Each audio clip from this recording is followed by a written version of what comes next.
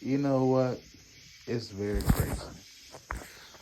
I was an avid WWF fan for most of my life, my entire life. I was fortunate enough to grow up in an era where you had variety and alternative. You know what I'm saying? We had internet, but we didn't do it the way this generation does. We were able to watch both Nitro and both Monday Night Raw, respectively. There was no bickering amongst the fans. It benefited us to be able to have an option to have two major wrestling promotions to choose from when it comes to getting our dose of wrestling entertainment. This generation, I can't say the same. It's been an all-out attack on AEW since it first debuted. Because you have a lot of fake wrestling fans who now cling to the WWE, who are constantly harassing and following anything that's connected to AEW and ranting and complaining about it. And here's my problem with that. If you don't like anything, you don't have to be bothered with it. If you don't like to eat a particular food, you don't have to eat it. If you don't like a particular outfit, you don't have to wear it. That's the luxury of life, having a choice. But WWE marks are pathetic in every sense of the form. Instead of enjoying their product or questioning why does a product that you invest so much in give so little about your opinion, you focus solely on AEW. Anything AEW does, you want to criticize it. Anyone they sign, oh, it's a bunch of old WWE guys. Well, if memory serves me correct, 99.9% of your beloved Attitude Era talent were former WCW and ECW talent. Let's start with WCW talent. Your former WCW talent that went on to become some of the biggest legends in WWF/WWE include Stone Cold Steve Austin, Triple H, The Undertaker, Kane, the Road Dogg Jesse James, Edge, Chris Jericho, Eddie Guerrero, Chris Benoit. The list goes on. A lot of ideas were stolen from WCW to make WWE what it is now. Once upon a time, WWE used to record their shows. They were not live. WCW was the first one to do all their shows live on TV. Guess who does it live now? You guessed it, WWE. When you look at the whole concept of going for a more edgier product, I grew up doing WWF's Rise to Fame. And I recall seeing a lot of cartoonish shit when it came to Doink the Clown. They had a very overweight white guy that was supposed to play African American. It was very crazy. A lot of childish, ridiculous shit they had. ECW, their whole foundation of what they did was more based on realistic edginess, wrestling, actual fighting. WCW followed suit. Guess who stole all those ideas? Where do you think DX came from? You guessed it, the NWO. Where do you think WrestleMania came from? You guessed it, Starrcade. Where do you think that the whole idea of a tournament to crown a number one contender came from? So you have to realize this new generation only knows as much about WWE as their membership to the network allows them to know. But us actual fans who actually sowed funds and time and invested in this company to make it what it is now, we got tired of the bullshit for years. They have never been able to replace the quality talent like The Rock and Stone Cold. They've never been able to duplicate this again. Currently, they have LA Knight, who is over like a motherfucker, but for some reason, we're not going to push him because we're going to have this ridiculous bloodline story that makes no sense. What is it? 1 minute, Roman comes back from where he has a leukemia lapse, but yet he's somewhere shooting a video with The Rock. Very confusing about that situation.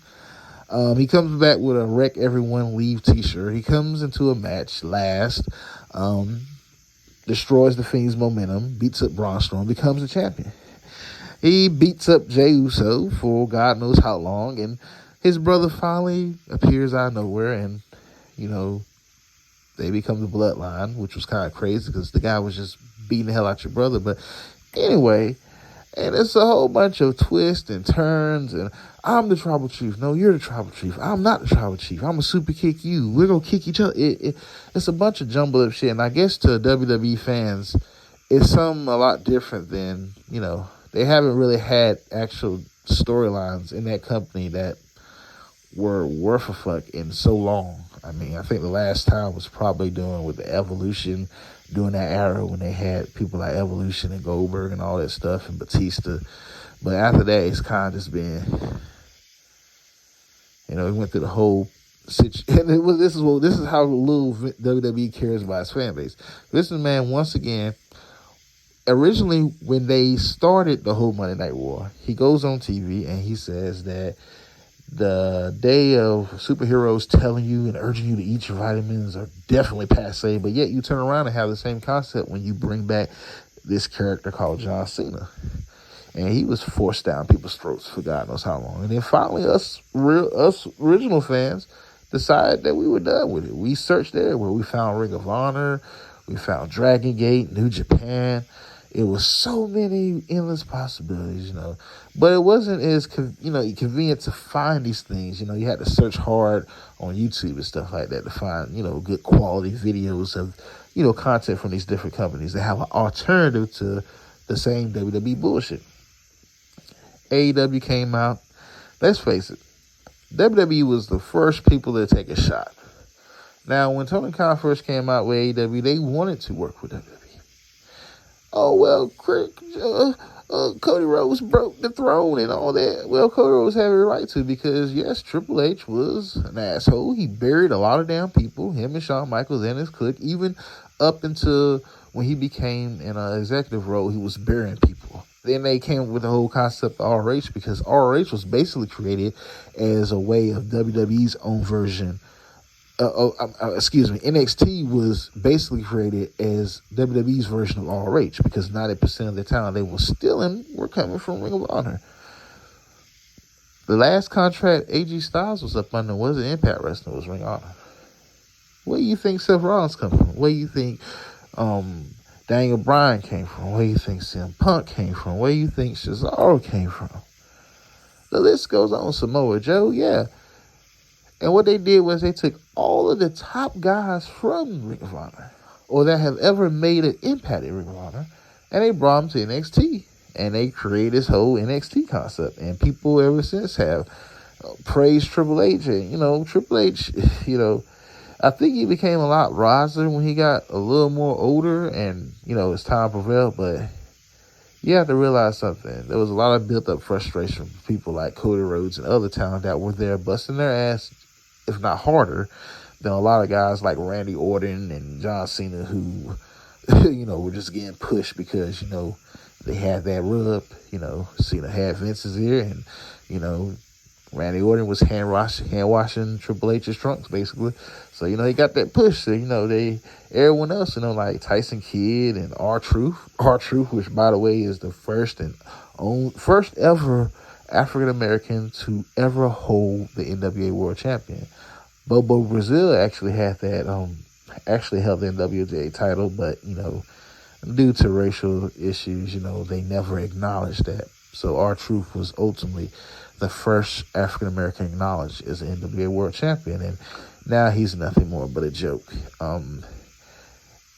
The thing was, back to what I was saying, they did want Tony Khan did kind of fantasize about AEW and WWE working together, but when they were inducting DX into the Hall of Fame and AEW granted Billy Gunn permission to go and attend and be inducted, which was nice. They didn't ask for anything for return, just to be acknowledged. Billy Gunn from AEW, they couldn't even do that. They couldn't even acknowledge where he was currently working at. And Triple H, right there in front of everybody, said that Vince McMahon was going to buy that pissant company and fire Billy Gunn all over again. See, that's the damn problem. Everybody wants to sit there, and anytime AEW says something about WWE, everybody gets all upset and get their panties in a bunch. But Never mind the fact when WWE takes shots daily and regularly at AEW. It's funny. It's entertaining. Leave your thoughts in the comments.